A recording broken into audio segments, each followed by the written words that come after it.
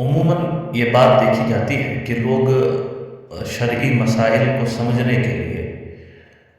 جب بھی کسی سے رابطہ کرتے ہیں یا خود شرعی مسائل کو سمجھنے کی کوشش کرتے ہیں، یا تو وہ خود شرعی تعبیرات کا غلط استعمال کرتے ہیں، یا جو سمجھانے والا ہوتا ہے وہ شرعی تعبیرات کا غلط استعمال کرتا ہے۔ تو شریعت نے جو ابواب دیے ہیں،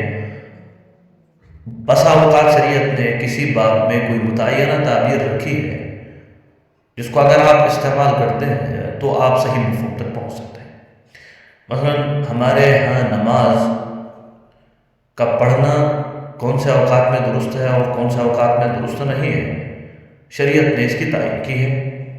اور بالخصوص اوقات مکروہ جو ہیں جن میں نماز پڑھنا مکروہ ہے، ان کی شریعت نے باضابطہ تعین کی ہے کہ آپ دن کے فلاں اوقات میں نماز نہیں پڑھ سکتے، اور اس پر پھر باضابطہ احادیث سے دلائل پیش کیے جاتے ہیں، اور باضابطہ کتب احادیث میں اس پر دلائل موجود ہیں۔ مشکات میں دلائل موجود ہے، ابو داؤد میں دلائل موجود ہے، ترمذی میں دلائل موجود ہے کہ 3 اوقات میں رسول اللہ صلی اللہ علیہ وسلم نے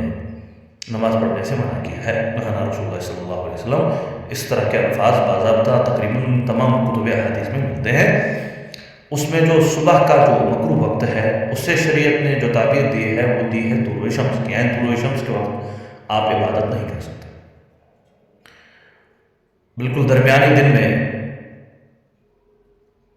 جب استواء شمس کا مسئلہ ہوتا ہے، سورج درمیان میں آ جاتا ہے۔ اب یہاں ایک مسئلہ ہے، چونکہ سورج جو ہے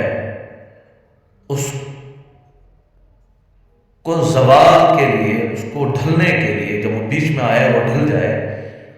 اس کو ڈھلنے میں قریباً 2 منٹ 8 سیکنڈ لگتے ہیں۔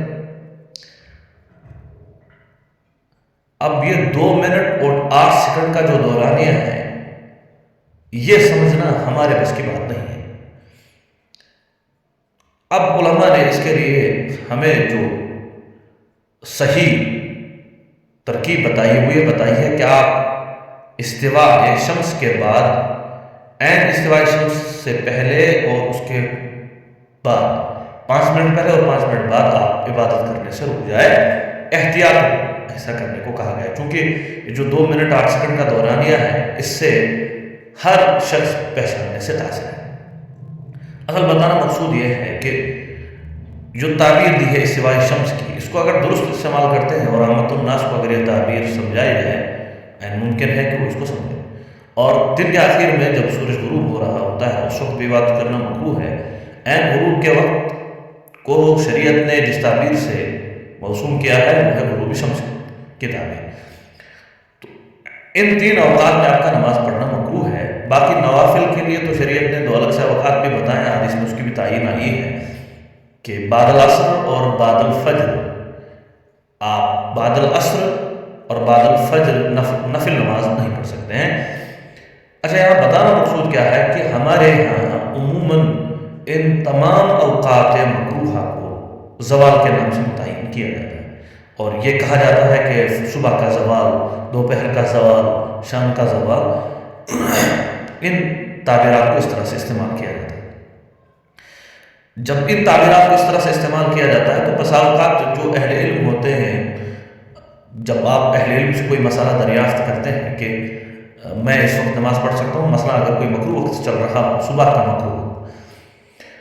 تو چونکہ اس وقت طلوع شمس مکروہ وقت ہوتا تو آپ پوچھیں گے زوال، تو وہاں پھر اہل علم مسئلہ بتانے سے قاصر رہتے ہیں۔ اب یہاں کشمیر میں چونکہ یہ المعروف کالمشہور کے قاعدے کی طرح ہو گیا ہے کہ لوگ جب علماء سے اس طرح کا مسئلہ دریافت کرتے ہیں تو وہ پھر سمجھ جاتے ہیں اس بات کو، لیکن عامت الناس سے ہٹ کر خواص جو ہوتے ہیں، علم جو ہوتے ہیں، ان کا یہ مسئلہ بتانے کے وقت لازم ہے کہ آپ عامت الناس کی اصلاح بھی کریں، ان تعبیرات کے درست استعمال کو انہیں سمجھائیں کہ فلاں وقت جو مکروہ وقت ہے اس کے لیے جو درست تعبیر ہے یہ مثلا صبح کا جو مکروہ وقت ہے اس کے لیے طلوع شمس کی تعبیر درست ہے تو سمجھائیں۔ درست تعبیرات کا سمجھانا بھی آپ کی ذمہ داری ہے۔ اس سے وہ بہت سارے مسائل جو روزمرہ عامت الناس کو پیش آتے ہیں وہ حل ہو سکتے ہیں۔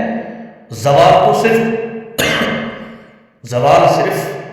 دوپہر کے وقت ہوتا ہے، اور زوال جب ہو جائے اس کے بعد تو پھر درست وقت ہوتا ہے، اس کے بعد آپ نماز پڑھ سکتے ہیں جب زوال شمس ہو جائے، سورج ڈھل جائے۔ استوا کے بعد جب سورج ڈھلنا شروع ہوتا ہے، جو بتایا ہے 2 منٹ 8 سیکنڈ کا جو وقفہ ہوتا ہے، تو یہ جو مسائل سمجھانے کا مسئلہ ہے، اس کو سمجھانا اس وجہ سے ضروری ہے تاکہ درست تعبیرات اہل علم استعمال کریں اور عامت الناس ان تعبیروں کے استعمال پر قائم